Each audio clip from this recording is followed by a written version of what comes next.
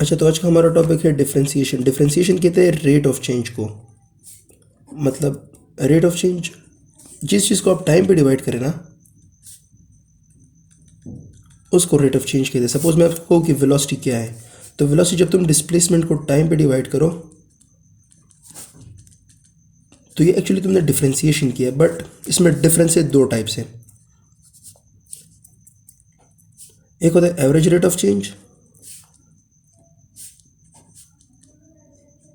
और दूसरा होता है इंस्टेंटेनियस रेट ऑफ चेंज।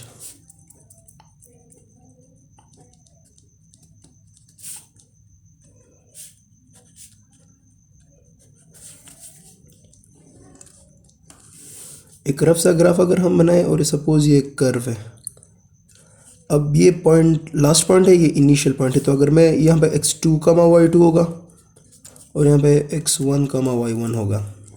अब अगर मैं एवरेज रेट ऑफ चेंज की बात करूँ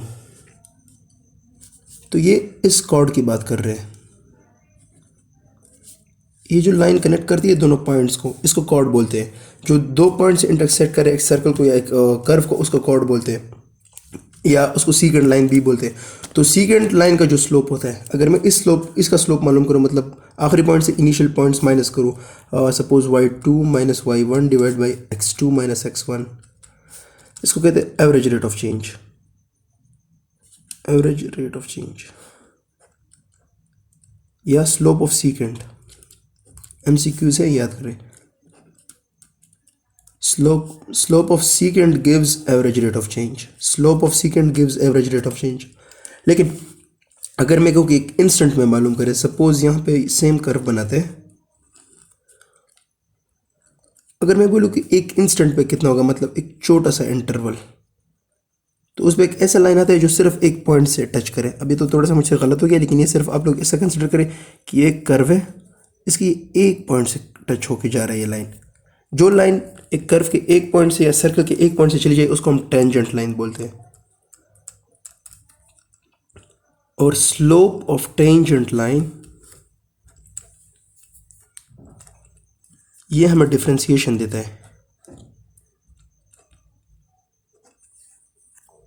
या डेरिवेटिव। तो स्लोप ऑफ सीकेंट हमें एवरेज रेट ऑफ चेंज देता है और स्लोप ऑफ टेंजेंट लाइन हमें इंस्टेंटेनियस रेट ऑफ चेंज देता है, या डेरिवेटिव उसको बोलते हैं। अच्छा, इसके फिर कुछ रूल्स हैं, तो इसमें तो सिर्फ रूल्स याद करने, बाकी कोई इतना खास थ्योरी वगैरह नहीं, बस ये थ्योरी काफ़ी है। अगर आपके लिए एवरेज रेट ऑफ चेंज आ जाए, एवरेज रेट ऑफ चेंज, तो आपने सिर्फ ये करना है। सपोज आपको बोले कि y is equal to T square, average rate of change 1 से लेकर 2 तक कितना होगा, आपने बस ये करना है, पहले 2 पुट करना है तो 2 स्क्वायर माइनस फिर 1 पुट करना है, तो 4 माइनस 1 इज इक्वल टू 3। बस ये। अगर आपसे डेरिवेटिव पूछा जाए तो वो एक पॉइंट पे पूछा जाएगा, वो एक पॉइंट दिया गया कि 1 पे फाइंड करें, तो पहले y dash is equal to with respect to t करना होगा, जो अभी मैं बोलूँगा dy by D T is equal to, से 2t आता है, 2t में जब 1 पुट करें 2 इंटू 1 तो इसे 2 आता है।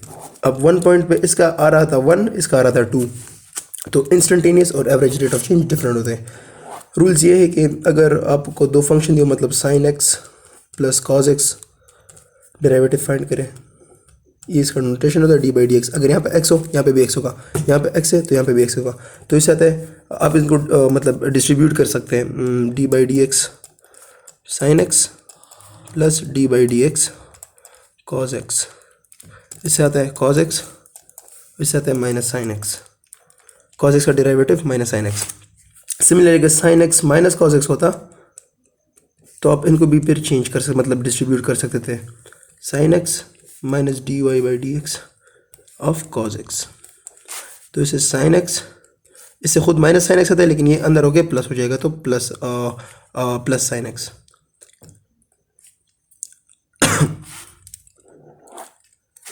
अच्छा, ये हो गया। अब दूसरा है मल्टीपल रूल या प्रोडक्ट रूल। अगर दो फंक्शन मल्टीप्लाइड हो,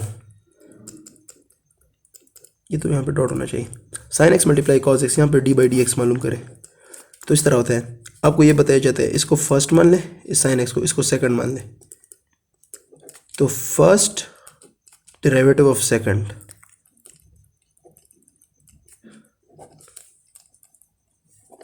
plus second derivative of first. अभी क्वेश्चन करके समझाएंगे। अगर मैं लिख लूँ sine x multiply cos x तो d Y by D x किसके बराबर होगा। अच्छा, d Y by D x एक छोटा सा नोटेशन ये भी है, इसको भी हम मतलब वाई डैश जो है ना इसको हम D Y by D X बोलते हैं। तो ये आ जाएगा sine first multiply derivative of second, first multiply derivative of second, तो इसका डेरिवेटिव क्या आता है माइनस साइन एक्स, तो माइनस साइन एक्स सही है, plus second multiply derivative of first, इसका डेरिवेटिव क्या आता है कॉज एक्स आता है, तो इस आता है cos X whole square minus sine square X, minus sine square X और कॉस स्क्वायर एक्स, तो इससे आता है कॉस 2 थीटा। ये वो फॉर्मूला या कॉस 2x लिखते हैं, कॉस 2x लिखते हैं, ये आता है इसका आंसर। अच्छा, अभी तो बहुत सिंपल है, मतलब आपको अगर सिर्फ रूल याद करें, आपको मैं अगर दे दूँ कि sign x multiply cos x multiply ten x, बस आपको पता है ना कि इसका अगर आप इसमें गौर करें तो पहले एक को डिफ्रेंशिएट किया गया, दूसरे को वैसे रहने दिए, फिर दूसरे को डिफ्रेंशिएट किए, पहले वाले को वैसे रहने दिए। तो same case for any multiple N product से, तो वो इस तरह है कि अगर आपसे मैं कहूँ कि 3 फंक्शन को डिफ्रेंशिएट करें, suppose sign x cos x ten x, तो कर देते हैं। अगर मैं यू वी डब्ल्यू कर देता हूँ विद रिस्पेक्ट टू एक्स सबको डिफ्रेंशिएट करें, तो आप लोगों ने ये करना है कि पहले यू और वी को बाहर लिख लें और सिर्फ D W by D x कर दें, मतलब पहले 2 को बाहर करें, तीसरे वाले को डिफ्रेंशिएट करें, फिर वी डब्ल्यू को बाहर कर दें और D V by D U by sorry U मतलब पहला और आखिरी वाला इनको बाहर कर दे और दरमियान वाले का डिफ्रेंशिएशन कर दें, फिर प्लस अब ये 2 बाहर कर दे क्योंकि इन दोनों का डिफ्रेंशिएशन तो हो गया ना, अब आखिरी एक ये बचते, तो इसका डिफ्रेंशिएशन करें D U by D x और बाहर लिख लें डब्ल्यू वी बस, plus W we D U by D x. तो अगर आप लोगों को लगता है कि ये फॉर्मूले लंबे होते तो इसमें कॉमन सेंस वाली बात है कि इन्होंने इस तरह की कि पहले इसको डिफ्रेंशिएट किया, इन 2 को वैसे छोड़ा है, फिर इसको डिफ्रेंशिएट किया, इन 2 को वैसे छोड़ा है, फिर इसको डिफ्रेंशिएट किया, इन 2 को वैसे छोड़ा है, बस ये प्रोडक्ट रूल है। छोटा सा क्वेश्चन कर लेते हैं, d by D X of सीकेंड square X minus ten square X. तो देखिए थोड़े थोड़े से मतलब बंदा क्रिएटिव भी सोचता है, ये बेसिकली एक फार्मूला है 1 plus tan square X is equal to secant square x.